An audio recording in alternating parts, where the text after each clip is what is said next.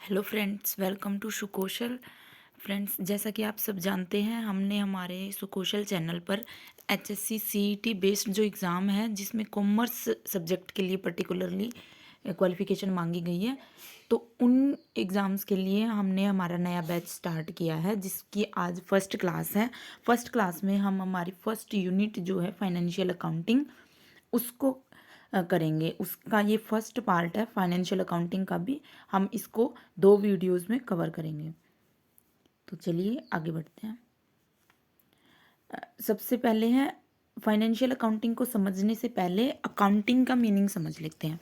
अब अकाउंटिंग क्या होती है? अकाउंटिंग जो है वो हम उसमें हम जो फाइनेंशियल ट्रांजैक्शंस होती हैं, जितनी भी इकोनॉमिक इवेंट जिनको हम बोलते हैं, यानी कि जिसमें पैसा इन्वॉल्व होता है। ये इकोनॉमिक इवेंट कौन से होते हैं? जिनमें पैसा इन्वॉल्व होता है, मनी इन्वॉल्व होता है। उससे रिलेटेड जितने भी ट्रांजैक्शंस होती है, पैसे से रिलेटेड इकोनॉमिक इवेंट जितने भी होते हैं, उनको पहले आइडेंटिफाई करना, फिर उनको मेज़र करना कि कितने के हुए हैं वो, फिर उनको रिकॉर्ड करना बुक्स में अपने, और फिर कम्युनिकेट करना, यानी कि जो टॉप लेवल मैनेजमेंट है उन तक वो इन्फॉर्मेशन पहुंचाना। तो अकाउंटिंग में ये सारी चीज़ें कवर होती हैं। यानी कि अकाउंटिंग क्या है? ये एक प्रोसेस है जिसमें हम जो इकोनॉमिक इवेंट हैं उनको आइडेंटिफाई करते हैं सारे इवेंट्स में से, फिर उनको मेज़र करते हैं कितने हैं वो, फिर उनको रिकॉर्ड करते हैं अपने बुक्स में, और फिर टॉप लेवल मैनेजमेंट तक उनकी इन्फॉर्मेशन पहुंचाते हैं। तो ये सारा काम जो है वो अकाउंटिंग के अंदर किया जाता है। अब नेक्स्ट है, अकाउंटिंग की कुछ ब्रांचेज होती हैं। जो फाइनेंशियल अकाउंटिंग है, जो हमारा टॉपिक है, वो अकाउंटिंग की एक ब्रांच है। अकाउंटिंग की फाइनेंशियल अकाउंटिंग के अलावा और भी 2 ब्रांचेज होती हैं। एक है ये कॉस्ट अकाउंटिंग और दूसरी है मैनेजमेंट अकाउंटिंग। तो सबसे पहले ये फाइनेंशियल अकाउंटिंग को समझ लेते हैं। फाइनेंशियल अकाउंटिंग क्या है? ये सारी फाइनेंशियल ट्रांजैक्शंस का रिकॉर्ड जो रखती है वो हमारी फाइनेंशियल अकाउंटिंग होती है। यानी कि जो अकाउंटिंग का हमने मीनिंग पढ़ा था वो same as it is apply होता है फाइनेंशियल अकाउंटिंग पे। इसमें जो बिजनेस एक अकाउंटिंग पीरियड के दौरान, अकाउंटिंग पीरियड यानी कि एक साल, जैसे 31 मार्च तक जो ख़त्म होता है, 1 अप्रैल से स्टार्ट होकर 31 मार्च तक, तो वो अकाउंटिंग पीरियड, उस अकाउंटिंग पीरियड में क्या प्रॉफिट अर्न किया है, क्या लॉस हुआ है उस बिजनेस को उस एक साल में, तो वो सब मेज़र करती है। उस वो सब को हम कैसे मेज़र करेंगे? हम फाइनेंशियल अकाउंटिंग के थ्रू। और ये हमें ये भी बताता है कि फाइनेंशियल पोजीशन क्या है एक बिजनेस की। फाइनेंशियल पोजीशन का मतलब है कि उसके पास कितनी एसेट या कितनी लाइबिलिटी है। एसेट और लाइबिलिटी की पोजीशन क्या है एक बिजनेस के पास, वो भी हमें कौन बताएगा? Financial accounting. तो फाइनेंशियल अकाउंटिंग क्या, ये काम होता है। अब जो बच गई 2 और ब्रांचेज, उनका क्या काम है फिर? जो कॉस्ट अकाउंटिंग है, कॉस्ट अकाउंटिंग हमें कॉस्ट मेज़र करके देता है। कॉस्ट हम इसमें कैलकुलेट करते हैं। कॉस्ट किसकी? कि जो भी प्रोडक्ट मैन्युफैक्चर किया जाता है उसकी सभी प्रोसेस में, जैसे वो सबसे पहले रॉ मटेरियल होता है, तो वो रॉ मटेरियल के टाइम पे उसकी कॉस्ट मेज़र करना। फिर वो वर्क इन प्रोग्रेस होता है, वर्क इन प्रोग्रेस हम बोलते हैं इसको, VIP WIP। इस वर्क इन प्रोग्रेस के टाइम पे उसमें क्या कॉस्ट थी, फिर उसमें और एक्स्ट्रा एक्सपेंसेस कितने लगे, ये सारी कॉस्ट मेज़र करना। मतलब इसका पूरा प्रोडक्ट जब मैन्युफैक्चर के तैयार होता है पूरा रॉ फॉर्म से, तब उसमें कितनी कॉस्ट आई है, वो मेज़र हम किसके थ्रू करते हैं? कॉस्ट अकाउंटिंग के थ्रू। और मैनेजमेंट अकाउंटिंग क्या है? जो ये कॉस्ट अकाउंटिंग या फाइनेंशियल अकाउंटिंग, इन सब के थ्रू जो रिजल्ट आया उस रिजल्ट को एनालाइज करना, और ताकि वो जो रिजल्ट है वो मैनेजमेंट के लिए पॉलिसी और डिसीजन मेकिंग में हेल्प कर सके। अब पॉलिसी और डिसीजन मेकिंग क्या होता है कि जो टॉप लेवल मैनेजमेंट होते हैं वो पॉलिसी बनाते हैं या कुछ डिसीजन लेते हैं बिजनेस में, वो किसके बेस पे लेंगे? वो मैनेजमेंट अकाउंटिंग के बेस पे लेंगे। मैनेजमेंट अकाउंटिंग आपको एनालाइज करके देती है सारी कॉस्ट अकाउंटिंग और फाइनेंशियल अकाउंटिंग के रिजल्ट्स को, तो वो मैनेजमेंट अकाउंटिंग होती है। इनकी भी अलग यूनिट है हमारे इसी जो सिलेबस में, तो ये जब यूनिट आएंगे तब इनको अच्छे से कवर करेंगे। फिलहाल हमारा फोकस आज का रहेगा फाइनेंशियल अकाउंटिंग पे। तो फाइनेंशियल अकाउंटिंग के फंक्शंस पे आते हैं। अब फाइनेंशियल अकाउंटिंग के फंक्शंस क्या होते हैं, कि फाइनेंशियल अकाउंटिंग क्यों ज़रूरी है, क्या काम आता है फाइनेंशियल अकाउंटिंग। फाइनेंशियल अकाउंटिंग क्या काम आता है? सबसे पहले है रिकॉर्डिंग ऑफ इन्फॉर्मेशन, कि हम इन्फॉर्मेशन को रिकॉर्ड करते हैं। जो भी हमारी मॉनेटरी ट्रांजैक्शन है, मॉनेटरी ट्रांजैक्शन यानी कि जिनमें पैसा इन्वॉल्व होता है, ऐसी जो भी ट्रांजैक्शंस हैं उनको मनी की फॉर्म में हम मेज़र करते हैं और उन सारी ट्रांजैक्शंस को रिकॉर्ड करते हैं, हमारी जर्नल एंट्री करते हैं, उनकी लेजर बनाते हैं। तो वो सारी चीज़ें क्या होगी कि रिकॉर्ड कर रहे हैं हम इन्फॉर्मेशंस को, ठीक है। दूसरा है managerial decision making. Managerial decision making यानी कि मैनेजर्स के डिसीजन मेकिंग में हेल्प करती है फाइनेंशियल अकाउंटिंग, क्योंकि जो मैनेजमेंट अकाउंटिंग होती है उसका रिजल्ट कहाँ, वो किस चीज़ का रिजल्ट को एनालाइज करती है, फाइनेंशियल अकाउंटिंग के और कॉस्ट अकाउंटिंग के, दोनों के। तो फाइनेंशियल अकाउंटिंग के रिजल्ट्स को भी मेज़र करना और वो ताकि मैनेजमेंट के लिए वो डिसीजन मेकिंग में हेल्पफुल हो सके, तो फाइनेंशियल अकाउंटिंग भी काम आती है उनके डिसीजन मेकिंग में। दूसरा आगे है interpreting financial information. Interpreting financial information का मतलब है कि हमने रिकॉर्ड किया, उनको एनालाइज किया, उससे ये समझा कि क्या हमारी प्रॉफिट की सिचुएशन है, लॉस की सिचुएशन है, या एसेट लाइबिलिटी की क्या पोजीशन है, यानी कि सारी फाइनेंशियल इन्फॉर्मेशंस की हमारे पास कितने क्रेडिटर्स हैं, कितने इन्वेस्टर्स हैं, कितने बैंकर्स हैं, ये सारी इन्फॉर्मेशंस हमें कौन देता है? Financial accounting. आगे है कि कम्युनिकेटिंग रिजल्ट्स। अब सारे रिजल्ट्स, सारी इन्फॉर्मेशन, इन सारी इन्फॉर्मेशन को कम्युनिकेट करना, किनको कम्युनिकेट करना? जो टॉप लेवल मैनेजमेंट है, वो काम भी हमारा फाइनेंशियल अकाउंटिंग का होता है। तो फाइनेंशियल अकाउंटिंग के हमारे 4 मेन फंक्शंस होते हैं। एक तो इन्फॉर्मेशंस को रिकॉर्ड करना, journal entry, ledger and books में इनमें। दूसरा है मैनेजरियल डिसीजन मेकिंग में, और तीसरा है फाइनेंशियल इन्फॉर्मेशंस प्रोवाइड करना, और चौथा है कि उन फाइनेंशियल इन्फॉर्मेशंस को, उन रिजल्ट्स को टॉप लेवल मैनेजमेंट तक कम्युनिकेट करना।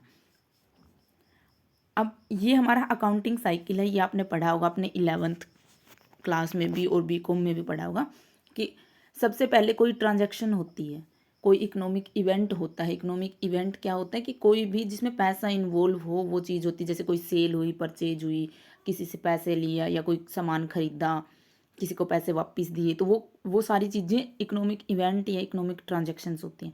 तो उन ट्रांजैक्शंस को आइडेंटिफाई किया, फिर उनकी जर्नल में एंट्री की। फिर जर्नल में एंट्री हम जैसे क्रोनोलॉजिकली करते हैं, ईयर वाइज हमने सारी एंट्रीज कर ली जर्नल में। फिर लेजर में हमने हर एक जर्नल जो अकाउंट है उसको अलग अलग, उसकी सारी ट्रांजैक्शन, जैसे एक कैश अकाउंट है तो कैश से रिलेटेड सारी आइटम कैश अकाउंट में डाल दी। जैसे किसी एक और पर्सन का अकाउंट है तो उससे रिलेटेड जितनी ट्रांजैक्शन थी उसके अकाउंट में डाल दी। तो ऐसे लेजर अकाउंट्स बनाए हमने जर्नल से। फिर लेजर अकाउंट्स में जो जो बैलेंस बचता है, चाहे डेबिट क्रेडिट, वो सारा ट्रायल बैलेंस में जाता है। ट्रायल बैलेंस के बैलेंसेस के बेस पे हम ट्रेडिंग अकाउंट बनाते हैं, फिर P&L बनाते हैं जिससे हमें प्रॉफिट लॉस का पता चलता है, और फिर बैलेंस शीट बनाते हैं जिससे हमें बिजनेस की फाइनेंशियल पोजीशन का पता चलता है कि उसके पास कितनी एसेट्स हैं, कितनी लाइबिलिटीज़ हैं। तो ये सारा हमारा अकाउंटिंग साइकिल चलता है हमारे फाइनेंशियल अकाउंटिंग के में। अब आगे है अकाउंटिंग इक्वेशन। अभी अकाउंटिंग इक्वेशन क्या कहती है? अकाउंटिंग इक्वेशन हमें बताती है कि जितनी भी एक बिजनेस के पास एसेट्स होती हैं वो हमेशा उसकी लायबिलिटी प्लस कैपिटल के इक्वल होती है। तो ये हमारी अकाउंटिंग इक्वेशन होती है। इसका मतलब ये भी हो गया कि हमारे डेबिट साइड और क्रेडिट साइड दोनों इक्वल होती है। तो अकाउंटिंग इक्वेशन हमें ये बताती है। तो अब अगर हमें इसमें से कैपिटल निकालनी हो, कैपिटल को हम ओनर इक्विटी भी बोलते हैं। इक्विटी क्या होती है? इक्विटी यही होती है कि जैसे इक्विटी शेयर्स होते हैं। इक्विटी शेयर्स का मतलब है कि जो ओनर है, उस ओनर है उस कंपनी का, वो इक्विटी शेयर्स उसके पास होंगे, यानी कि इक्विटी है उसके पास, वो ओनरशिप है उसके पास। तो इसलिए कैपिटल को हम ओनर इक्विटी भी बोलते हैं। तो अगर हमें ओनर इक्विटी वर्ड दे दे या कैपिटल दे दे, उसका सेम मतलब होता है। तो अब ओनर इक्विटी या कैपिटल हमें निकालनी हो तो हम कैसे निकालेंगे? हम एसेट्स में से लाइबिलिटीज़ को माइनस कर देंगे, क्योंकि एसेट ये हमारी इस साइड थी, लाइबिलिटी और इस साइड आके माइनस में हो जाएगी। तो कैपिटल हमारी अगर निकालनी हो तो एसेट माइनस लाइबिलिटी। तो ये इक्वेशन होती है अकाउंटिंग इक्वेशन। अब आगे है double entry system. Double entry system क्या कहता है हमें? डबल एंट्री सिस्टम कहता है कि कोई भी ट्रांजैक्शन हो, कोई भी ट्रांजैक्शन हो, वो ट्रांजैक्शन हमारे दो अकाउंट को अफेक्ट करती है। यानी कि दो, कुछ तो डेबिट होगा और कुछ क्रेडिट भी होगा। यानी कि डेबिट और क्रेडिट साइड जो है वो हमेशा इक्वल होती है, ऑलवेज इक्वल होंगे डेबिट और क्रेडिट साइड। तो इसलिए क्योंकि कोई भी एक ट्रांजैक्शन होती है वो उसकी हम डबल एंट्री करते हैं, यानी कि एक अकाउंट में, यानी कि एक अकाउंट को हम डेबिट करते हैं तो दूसरे अकाउंट को हम क्रेडिट करते हैं, तो दोनों अकाउंट्स पे अफेक्ट पड़ता है। यही हमारा डबल एंट्री सिस्टम कहता है। इसी को हम ड्यूअल एस्पेक्ट कंसेप्ट भी बोलते हैं, यानी कि वो होंगे, दो अफेक्ट होंगे एक ट्रांजैक्शन के, डेबिट भी होगा क्रेडिट भी होगा। अब जब हमने अकाउंटिंग साइकिल पढ़ाई है, अकाउंटिंग साइकिल में हम ट्रांजैक्शंस को स्टार्टिंग में आइडेंटिफाई करते हैं। अकाउंटिंग की हमने डेफिनेशन में भी देखा था कि हम आइडेंटिफाई करते हैं। अब वो आइडेंटिफाई करते हैं तो वो किस बेस पे करेंगे, क्या आइडेंटिफाई करेंगे? सबसे पहले तो यही आइडेंटिफाई करेंगे कि वो इकोनॉमिक इवेंट है, इकोनॉमिक इवेंट है। अब वो इकोनॉमिक इवेंट है, हमने आइडेंटिफाई कर लिया। अब उसके बाद हम ये देखेंगे कि वो किस टाइप का अकाउंट है। अब अकाउंट के क्या टाइप होते हैं वो समझना जरूरी है। तो अकाउंट के टाइप क्या होते हैं? एक तो होता है पर्सनल अकाउंट और दूसरा होता है इम्पर्सनल अकाउंट। पर्सनल अकाउंट का मतलब है जिसमें पर्सन इन्वॉल्व होते हैं। वो पर्सन इंडिविजुअल भी हो सकते हैं, जैसे हम और आप एज इंडिविजुअल हो तो वो इंडिविजुअल भी हो सकते हैं, या आर्टिफिशियल पर्सन भी हो सकते हैं।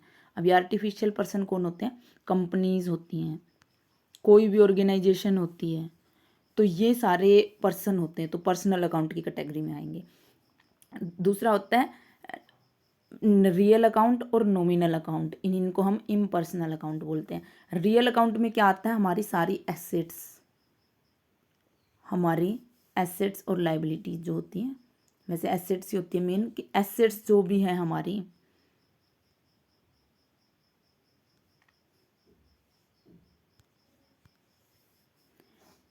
जो भी हमारी एसेट्स जो होती हैं वो हमारी आती हैं रियल अकाउंट में, एसेट्स। और जो नॉमिनल अकाउंट है इसमें हमारे आते हैं सारे एक्सपेंसेस आते हैं और इनकम आती है, या हम प्रॉफिट और लॉस भी जो बोल सकते हैं, प्रॉफिट और लॉस दोनों हमारे नॉमिनल अकाउंट में आते हैं। तो इनको और डिटेल में और समझ लेते हैं आगे। ये पर्सनल अकाउंट यानी कि जो individual firm, company, cooperative society, इनसे रिलेटेड होता है। और इसका हमारा फिर जर्नल में एंट्री करने का एक रूल होता है जिसको हम बोलते हैं debit the receiver, credit the giver. यानी कि जो रिसीवर होता है, कोई भी हमारी ट्रांजैक्शन है उसमें जिसने रिसीव किया है पैसा, जिसने रिसीव किया है उसको हम बोलेंगे उसको हम करेंगे डेबिट, रिसीवर हो गया वो। और जिसने दिया है, गिवर है जो, उसको हम करेंगे क्रेडिट जर्नल एंट्री में। ठीक है,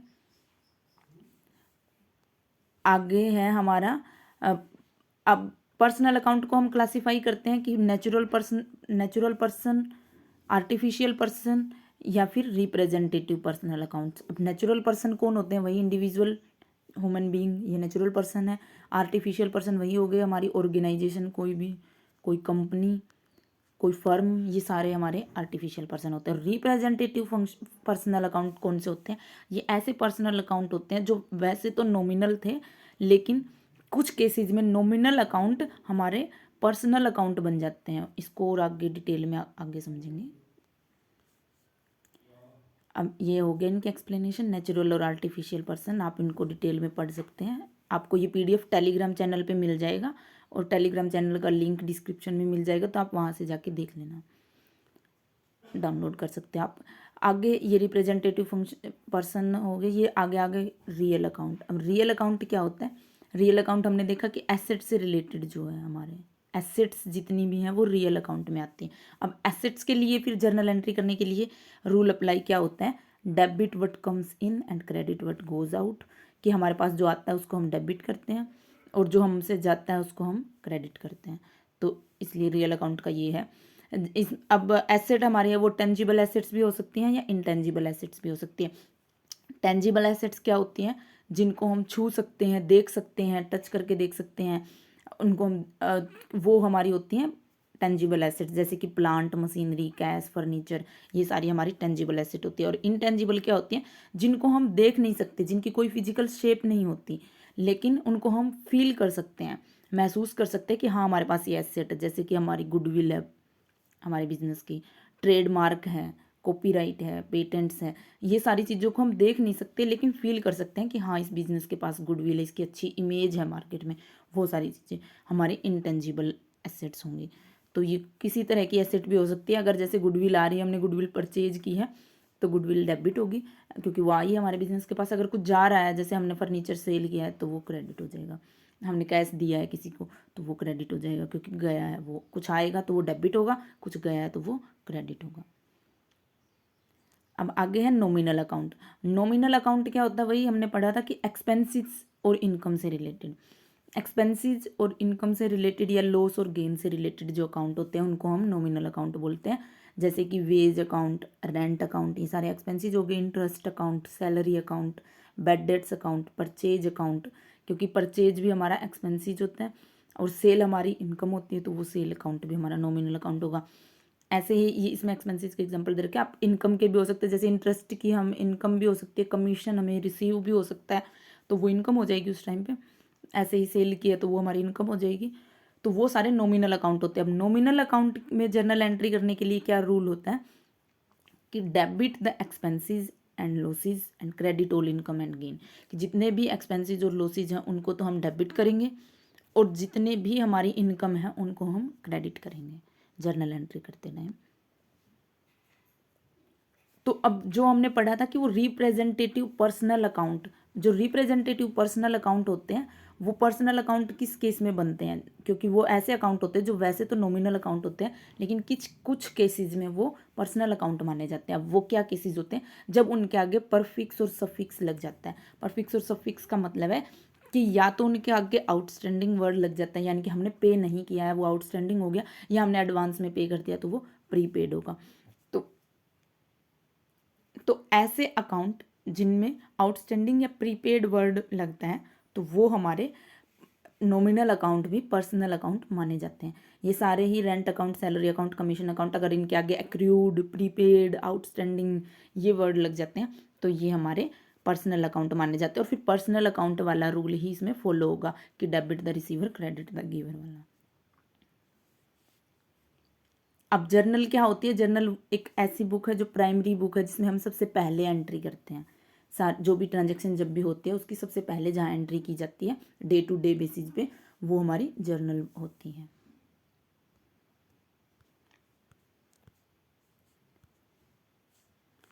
अब जर्नल के लिए रूल हमने देख लिया था, एग्जाम्पल के साथ और देख लेते हैं कि सबसे पहले है पर्सनल अकाउंट। पर्सनल अकाउंट के लिए debit the receiver, credit the giver.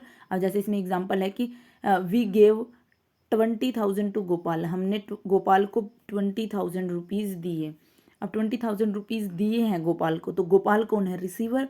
तो यहाँ पे रिसीवर को हम क्या करेंगे? डेबिट, तो गोपाल डेबिट हो जाएगा। और हमने कैश दिया है, कैश दिया है तो ये हमारा रियल अकाउंट था। कैश, कैश हमारी एसेट होती है, रियल अकाउंट था, ये हमने दिया है, हमारे पास से गया है। तो रियल अकाउंट के केस में क्या रूल अप्लाई होता है कि debit what comes in and credit what goes out, यानी कि हमारे पास से जो जाता है उसको हम क्रेडिट करते हैं। अब कैश हमारे पास से गया है तो उसको हम क्रेडिट करेंगे।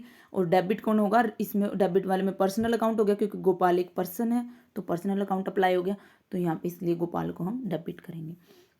ऐसे ही अगर credit the giver, credit the giver में अगर गोविंद ने, देख नीचे एग्जाम्पल है कि वी रिसीव्ड 50,000 फ्रॉम गोविंद।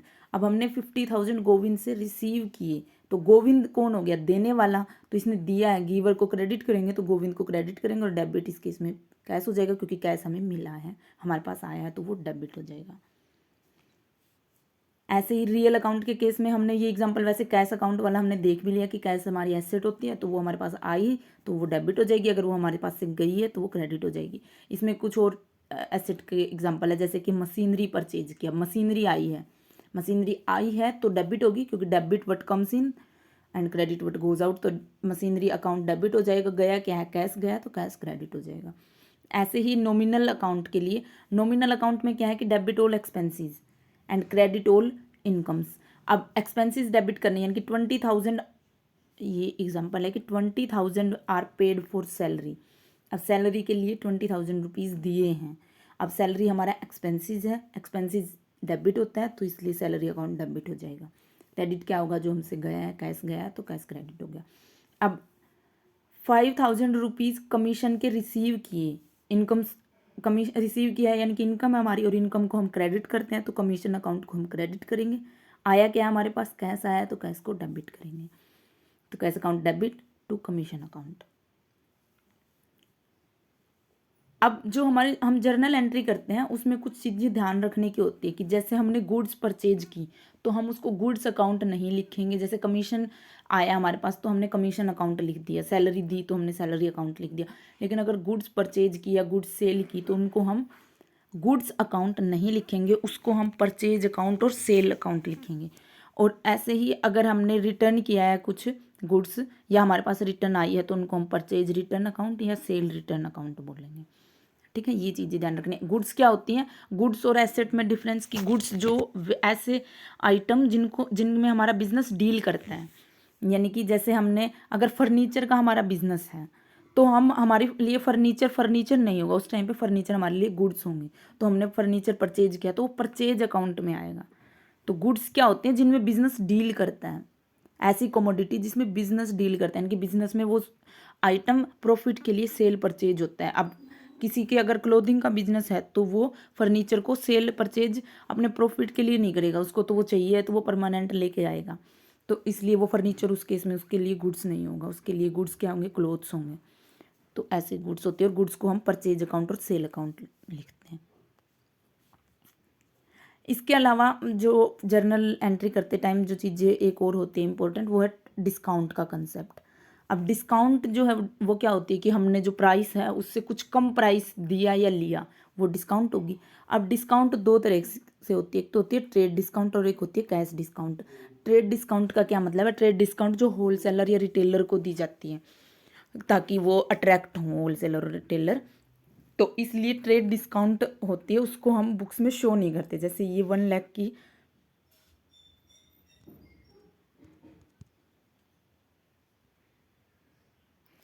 तो जैसे कि ये एग्जांपल दिया हुआ है कि 1 लाख की अगर हमने हमारी जो 1 लाख का आइटम था कोई भी, उस पर 20% ट्रेड डिस्काउंट में हुई, ट्रेड डिस्काउंट दी गई उस पर 20%।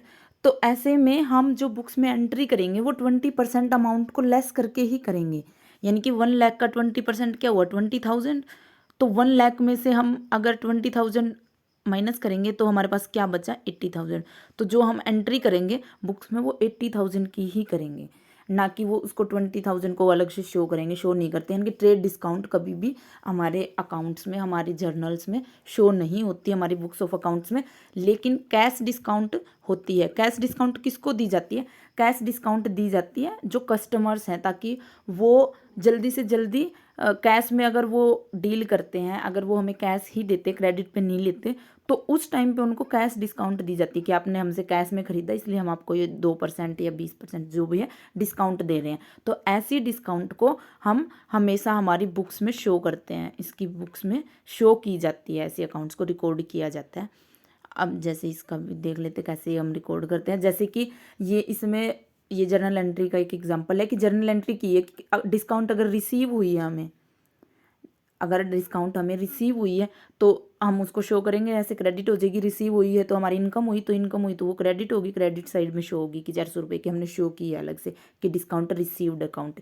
ये डिस्काउंट कैसी डिस्काउंट है, कैश डिस्काउंट है। ये ट्रेड डिस्काउंट कभी भी शो नहीं होती, ये चीज़ ध्यान रखनी है आपको। और डिस्काउंट अगर हमने दी है, डिस्काउंट अलाउड अकाउंट होगा। अब डिस्काउंट दी है तो वो हमारा एक्सपेंसिस हो गया, तो ऐसे केस में अगर हमने डिस्काउंट दी होगी किसी को तो वो डेबिट हो जाएगी। जैसे 100 रुपीज़ की डिस्काउंट डेबिट हो रखी है यहाँ पे, और बाकी जो कैश रिसीव हुआ है या जितना उससे था डीलिंग वो पूरे अमाउंट की हो जाएगी। ये सिर्फ एग्जांपल के लिए, समझने के लिए आपके बस यही क्वेश्चन इंपॉर्टेंट है कि कौन सी डिस्काउंट है जो हमारे अकाउंट्स में शो होती है, तो वो कैश डिस्काउंट है जो शो होती है हमारे अकाउंट्स में। ट्रेड डिस्काउंट कभी भी हम अकाउंट्स में शो नहीं करते।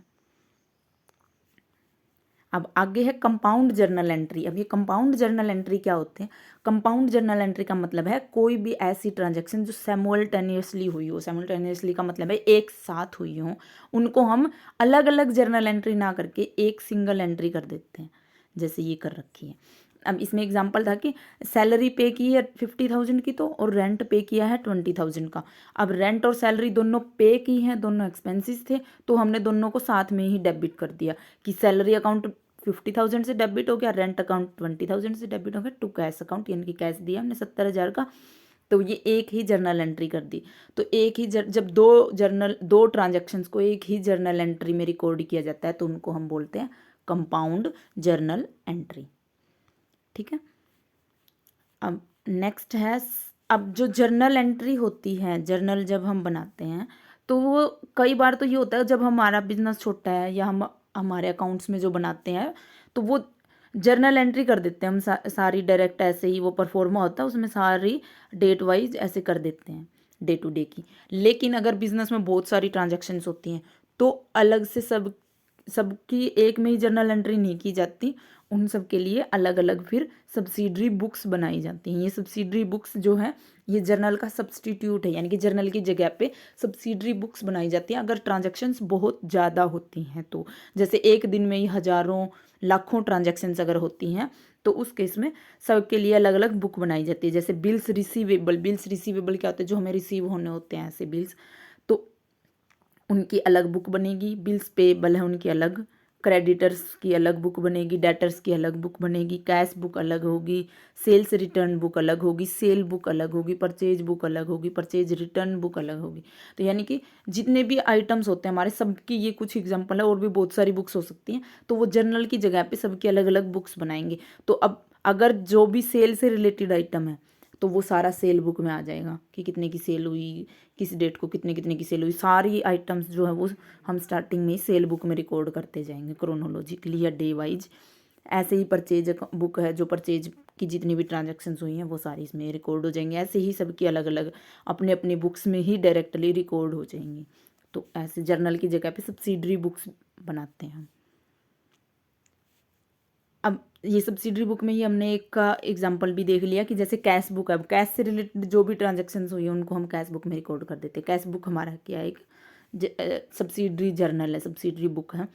तो उसको हम अब कैश बुक, जैसे कैश बुक में ये डेबिट साइड का परफॉर्मा हो गया यहाँ तक का, और ये इस साइड का पोर्शन जो है ये क्रेडिट साइड का होगा। इसमें हम डेट लिखेंगे, पर्टिकुलर्स, ये लेजर में किस ये लेजर फोलियो है तो यानी कि लेजर में किस जगह पे ये एंट्री की गई है उसको हम इसमें डाल लेंगे लेजर फोलियो में। डिस्काउंट कितनी मिली है, कैश डिस्काउंट भी मिलती है कैश में कुछ, और अमाउंट। तो ये डबल कॉलम कैश बुक है। अगर इसमें हमने अगर डिस्काउंट अलाउड डिस्काउंट रिसीव अलग अलग होती तो एक और कॉलम बन जाता। अगर बैंक अकाउंट भी होता तो इसमें बैंक का और एक अमाउंट के साथ साथ बैंक का और कॉलम बन जाता, क्योंकि वो कैश बुक में हम बैंक की भी स्टेटमेंट्स लिखते कि बैंक में इतना गया है। कुछ चीज़ें हमें कैश में रिसीव ना होकर हमारे अकाउंट में जाती है बैंक में, तो वो बैंक अकाउंट उसके लिए फिर हम प्रिपेयर करते, तो वो कैश बुक में ही आता है बैंक का अकाउंट भी। अब इसमें कॉन्ट्रा एंट्री जो है वो कॉन्ट्रा एंट्री भी फिर बैंक अकाउंट भी अगर हमारा कैश बुक में होता है कि बैंक का भी एक कॉलम होता है तो वो उससे रिलेटेड है। यानी कि ऐसी ट्रांजैक्शन जो बैंक में भी हुई है और कैश पे भी अफेक्ट हुआ उसका, जैसे कि हमने बैंक में या तो कैश डिपॉजिट करवाया या हमने कैश निकलवाया है बैंक से, तो ऐसे में बैंक वाले कॉलम पे भी अफेक्ट पड़ेगा, क्योंकि बैंक में से जैसे हमने पैसे निकलवाए हैं तो कैश निकलवाया तो कैश वाले में ऐड हो जाएगा, बैंक में से वो माइनस होगा, दोनों कॉलम्स पे अफेक्ट पड़ा है। तो ऐसी एंट्रीज को हम कॉन्ट्रा एंट्री बोलते हैं, यानी कि एक साइड डेबिट साइड भी हुई है और कुछ क्रेडिट भी हुआ सेम टाइम पे उस कैश बुक में, तो वो ऐसी एंट्री को हम कॉन्ट्रा एंट्री बोलते हैं। अब कैश बुक से रिलेटेड और एक नाम होता है ये इंपॉर्टेंट सा कि पीटी कैश बुक क्या होती है। अब पीटी कैश बुक होती है जो स्मॉल अमाउंट के एक्सपेंसेस हैं, जैसे कि ट्रैवलिंग एक्सपेंस हो गया, पोस्टेज का एक्सपेंसेस हो गया, कैरेज। अब ये सारी, अब ट्रैवलिंग एक्सपेंसेस थोड़े बहुत खर्चे जो छोटे मोटे खर्चे होते हैं, छोटे मोटे स्टेशनरी के खर्चे भी हो सकते हैं, क्या पता पूरे साल में 100 रुपये के पेन यूज हों, तो वो बहुत छोटे मोटे खर्चे होंगे बिजनेस में। तो ऐसे खर्चों के लिए जो बुक बनाई जाती है, कैश बुक जो बनाई जाती है उसको हम पीटी कैश बुक बोलते हैं। यानी कि बहुत छोटे अमाउंट के जो छोटे खर्चे होते हैं उनके लिए जो उनके रिकॉर्ड के लिए जो बुक बनाई जाती है, कैश बुक जो बनाई जाती है उसको हम पीटी कैश बुक बोलते हैं। और अब ये इम्पर्स्ड सिस्टम क्या है, ये किससे रिलेटेड है, ये भी हमारा पीटी कैश बुक से रिलेटेड है। अगर क्वेश्चन आए कि इम्पर्स्ड सिस्टम किससे रिलेटेड होता है हमारे अकाउंट्स में, तो इम्पर्स्ड सिस्टम हमारा पीटी कैश बुक से रिलेटेड होता है। अब ये इम्पर्स्ड सिस्टम में क्या होता है कि जो ये छोटे मोटे खर्चे हैं, यानी कि जिनको हम पीटी कैश बुक में रिकॉर्ड करते हैं, तो उन खर्चों के लिए हम अलग से एक कुछ अमाउंट, कुछ पैसे, कुछ अमाउंट अलग से दे देते हैं हम हमारे पीटी कैशियर को। जो कैशियर है, जो ऐसा कैशियर जो पीटी कैश बुक बनाता है, उसको हम पहले से ही थोड़े खर्च जैसे दे देते, जैसे हमने उसको 1000 दे दिया कि आपको 1 महीने का जो खर्चा है ये पीटी एक्सपेंसेस का, वो सारा इस 1000 में ही कवर करना है, तो वो उस 1000 में ही कवर करेगा। तो उस 1000 की ही वो पीटी कैश बुक बनाएगा कि इतने इतने एक सारे माइनस हो गए, सारे खर्चे इतने बच गए हमारे पास लास्ट में। तो ऐसे सिस्टम को हम इम्पर्स सिस्टम बोलते हैं। तो इम्पर्स सिस्टम हमारा हमारा किससे रिलेटेड हो गया? पीटी कैश बुक से रिलेटेड हो गया।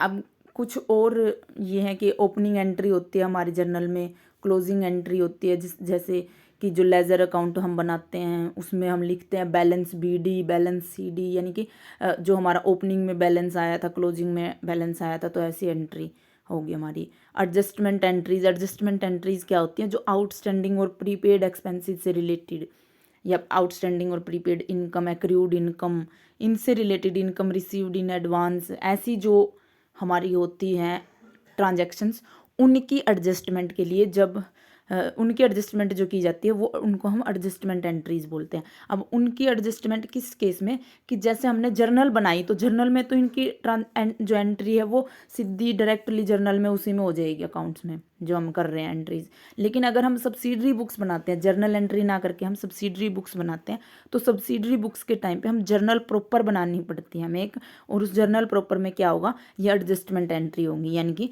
जो आउटस्टैंडिंग प्रीपेड एक्सपेंसेस या एक्रूड इनकम, एडवांस इनकम, इनसे रिलेटेड जो भी एडजस्टमेंट की जाती है वो जर्नल प्रॉपर में की जाती है। और जर्नल प्रॉपर जब हम सब्सिडरी बुक्स बनाते हैं, यानी कि कैश बुक्स अलग बनेगी, सेल बुक अलग बनेगी, ऐसे केस में हम जर्नल प्रॉपर बनाते हैं और जर्नल प्रॉपर में आउटस्टैंडिंग इनकम, एक्सपेंसेस, इनसे रिलेटेड एंट्री की जाती है। ये चीज़ भी आपको ध्यान रखनी है। अब जब हमने जर्नल एंट्री कर ली, जर्नल एंट्री समझ लिया कि जर्नल एंट्री या सब्सिडरी बुक्स क्या होती हैं, उसके बाद हम उनको लेजर अकाउंट्स में ट्रांसफ़र करते हैं जर्नल एंट्रीज़ को, यानी कि सबका अलग अलग अकाउंट बनेगा और सबकी उस अपने अपने अकाउंट में सारी एंट्रीज़ हो जाएंगी। तो ऐसे, यानी कि इसमें देखो लिख भी रखा है, ये जो बोल्ड कर रखा है कि similar transaction related to particular person, यानी कि एक पर्टिकुलर पर्सन या एक प्रॉपर्टी या कोई भी एक एक्सपेंसिव, जैसे सैलरी से रिलेटेड जितनी भी ट्रांजैक्शंस थी वो सारी हमने सैलरी अकाउंट में डाल दी। ऐसे ही कोई एक पर्सन है, जैसे गोविंद नाम का कोई पर्सन है, तो उस गोविंद नाम के पर्सन से रिलेटेड जितनी भी ट्रांजैक्शंस थी, चाहे उससे कुछ लिया चाहे उससे कुछ दिया, वो सारा डेबिट क्रेडिट साइड करके ऐसे और उसके अकाउंट में बन जाएगा, भाई गोविंद का अकाउंट हो गया ये, तो वो लेजर अकाउंट होगा हमारा। ठीक है। अब जैसे लेजर अकाउंट ऐसे होता है, जैसे यहाँ पे किसी का भी नाम हो गया, जैसे गोविंद, हम एग्जांपल ले रहे थे, तो यहाँ पे नाम हो गया गोविंद अकाउंट, यहाँ पे उसकी सारी डेबिट साइड, अगर उससे कुछ उस गोविंद ने कुछ रिसीव किया तो वो डेबिट हो जाएगा, अगर गोविंद से हमें कुछ रिसीव हुआ यानी कि गोविंद गिवर है तो वो क्रेडिट हो जाएगा। ऐसे ऐसे कैश का भी ये एक एग्जाम्पल दे रखा है कि कैश लेजर अकाउंट में हम कैश अकाउंट अगर बना रहे हैं तो ऐसे उसमें कुछ देखो बैलेंस BD CD बचेगा, कुछ बैलेंस बचता है लास्ट में लेजर अकाउंट के, और इन्हीं बैलेंस को, ये CD जो बैलेंस होता है क्लोजिंग बैलेंस है, अगले दिन या अगले साल जब ये नेक्स्ट अकाउंट स्टार्ट होता है, अभी 31 जनवरी को बंद हो गया, अगले महीने इसकी फर्स्ट डेट को यानी कि 1 फ़रवरी को दोबारा से अकाउंट हमने ओपन किए, तो ओपनिंग बैलेंस हो गया फिर ये 1,56,000। तो ये 1,56,000 ये जो डेबिट बैलेंस है, क्योंकि डेबिट साइड का बैलेंस हमारा ज़्यादा आया था, क्रेडिट का कम आया था, तो डेबिट साइड का बैलेंस बचा था हमारा यानी कि 1,56,000। तो ये 1,56,000 जो डेबिट साइड का बैलेंस है, इन्हीं को फिर हम ट्रायल बैलेंस में रिकॉर्ड करते हैं। तो ट्रायल बैलेंस क्या होता है? जो हमारा लेजर अकाउंट में जो भी बैलेंस बच जाता है उन सारे बैलेंसेस को हम ट्रायल बैलेंस में लिखते हैं। अब ये लेजर अकाउंट में हमारा बैलेंस बचा था साल के एंड में या महीने के एंड में, जो भी हमारा अकाउंटिंग पीरियड होता है, वो महीने का भी हो सकता है, 6 महीने का भी हो सकता है, 3 महीने का भी हो सकता है, 1 साल का भी हो सकता है। तो अब ये इस पर्टिकुलर एग्जाम्पल में ये 1 महीने का है, तो ये क्लोजिंग जो बैलेंस बचा है 1,56,000, ये हमारा ट्रायल बैलेंस में आ जाएगा। ट्रायल बैलेंस ऐसे बनाते हैं हम, इसमें ये डेबिट होते हैं, ये सारे क्रेडिट। अब वो डेबिट साइड का अगर बैलेंस है तो वो इधर आ जाएगा, क्रेडिट साइड का है तो इधर आ जाएगा, सारे अकाउंट्स का। जैसे कैश अकाउंट का डेबिट बैलेंस था, अकाउंट रिसीवेबल का डेबिट बैलेंस था, लैंड का डेबिट था, अकाउंट पेएबल का क्रेडिट बैलेंस था, तो वो इस साइड आ जाएगा, क्रेडिट साइड। ऐसे जिन जिन अकाउंट्स के लेजर अकाउंट बनाते हैं उनमें टोटल करते हैं, जो बैलेंस बच जाते हैं वो सारे हमारे ट्रायल बैलेंस में आ जाते हैं। अब ट्रायल बैलेंस बनने के बाद हमने हमारे अकाउंटिंग साइकिल में देखा था कि हम फाइनल अकाउंट्स बनाते हैं। अब ये फाइनल अकाउंट्स क्या होते हैं, इनको हम फाइनेंशियल स्टेटमेंट्स भी बोलते हैं, फाइनल अकाउंट भी बोलते हैं, यानी कि जो एंड प्रोडक्ट होते हैं, जो सबसे लास्ट में बनते हैं साल के, वो हमारे फाइनल अकाउंट होते हैं। इसमें क्या आता है, एक तो P&L आता है हमारा, प्रॉफिट एंड लॉस, और दूसरा आती है हमारी बैलेंस शीट।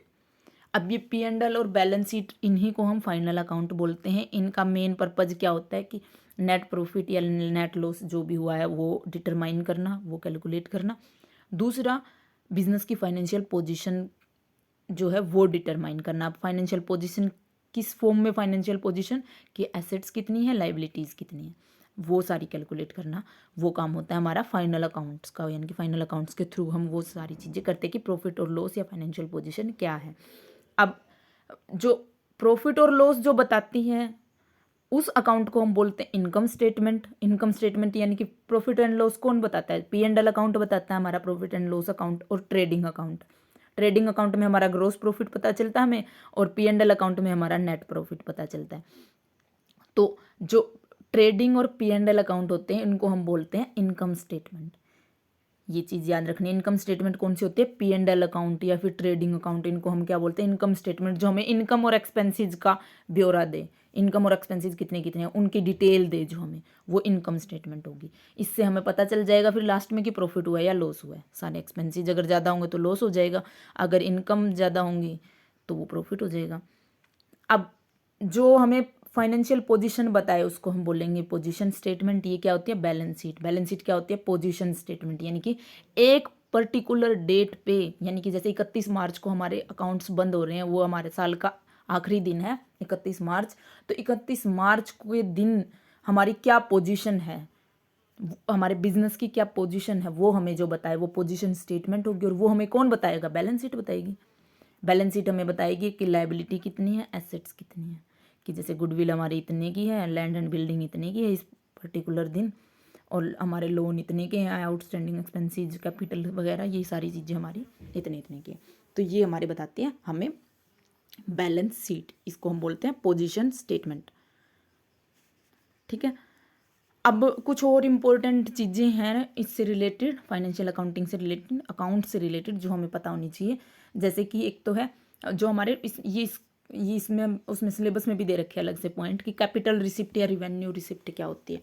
अब कैपिटल रिसिप्ट और रिवेन्यू रिसिप्ट क्या होती है, रिवेन्यू रिसिप्ट होती है जो हमें डेली के खर्चे जो होते हैं उनकी वजह से जो हमें रिसीव होता है कुछ भी चीज़, जैसे कि हमने सेल की, डेली की बेसिस पे कर रहे हैं हम सेल, तो कुछ रिसीव हो रहा है वो रिवेन्यू होगा। यानी कि डेली बेसिस पे जो रिसीव होता है वो रिवेन्यू रिसिप्ट, और जो कभी कभार रिसीव होता है वो कैपिटल रिसिप्ट। जैसे हमने कोई हमारी फिक्स एसेट सेल की, फिक्स एसेट क्या होती है, जो परमानेंट रखते हैं, जैसे हमने हमारी कोई बिल्डिंग सेल की, कोई मशीनरी सेल की, वो हमारी क्या होगी, कैपिटल रिसिप्ट। सेल किया तो कुछ हमें रिसीव होगा ना, वो रिसिप्ट होगी, तो वो ऐसी कैपिटल रिसिप्ट होगी। लेकिन हमें कमीशन रिसीव हुआ, ये तो हमें डेली रिसीव होता है, हर महीने रिसीव होता है, तो वो हमारी क्या होगी, रिवेन्यू रिसिप्ट। इसके इनके कुछ एग्जांपल भी है कि कैपिटल रिसिप्ट में जैसे फिक्स एसेट सेल की, इन्वेस्टमेंट सेल की, वो जैसे कोई कैपिटल लगाई है बिजनेस में, कैपिटल लगाई, तो वो कैपिटल हम डेली तो नहीं लगाते ना, कभी साल में लगा दी, कभी 3-4 साल में लगा दी, कुछ कैपिटल और लगा दी कि बिजनेस में इन्वेस्टमेंट और कर दी, तो रिसीव हो गया हमें ऐसे केस में। अमाउंट रिसीव बाय लोन, हमने लोन ले लिया तो हमें कुछ रिसीव हुआ है, पैसे रिसीव हुए, तो वो भी कभी कभी होते हैं क्योंकि फिक्स टाइम के लिए होता है, कुछ जैसे 4-5 साल, 1 साल से ज़्यादा के लिए होता है मेनली। जो 1 साल से ज़्यादा के टाइम के लिए जो रिसीव होता है वो कैपिटल रिसीव होती है, और जो हमें 1 साल के अंदर ही बार बार रिसीव होते रहते हैं वो हमारी रिवेन्यू रिसिप्ट होती है। जैसे सेल किया हमने, जैसे कमीशन या फीस रिसीव हुई, इंटरेस्ट रिसीव हुआ या डिविडेंड रिसीव हुआ, ऐसी रिसिप्ट जो होती है वो रिवेन्यू रिसिप्ट होती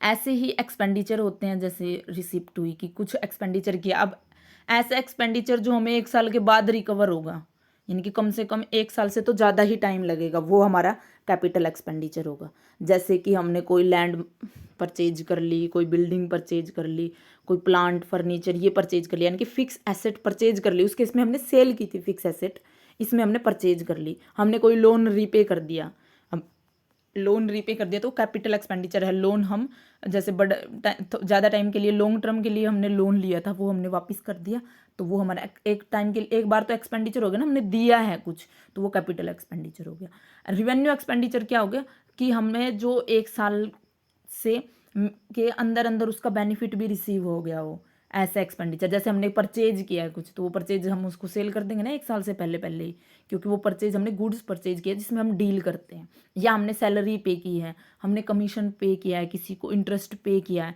जो रिसिप्ट थी ना उन्हीं के सेम अपोजिट, रिसिप्ट में हमने रिसीव किया, हमने कुछ पे कर दिया, तो वो एक्सपेंडिचर हो जाएगा। अब वो 1 साल से ज़्यादा के लिए था तो वो कैपिटल, और 1 साल से कम के लिए था तो वो रिवेन्यू। ठीक है। और प्रॉफिट गेन और लॉस ये क्या होते हैं? प्रॉफिट क्या होता है? सीधी सी बात है, हमारे रिवेन्यू यानी कि जो हमारी इनकम है वो अगर हमारे एक्सपेंसिस से ज़्यादा है, इनकम ज़्यादा है एक्सपेंसिस कम है, तो जो बचेगा वो प्रॉफिट।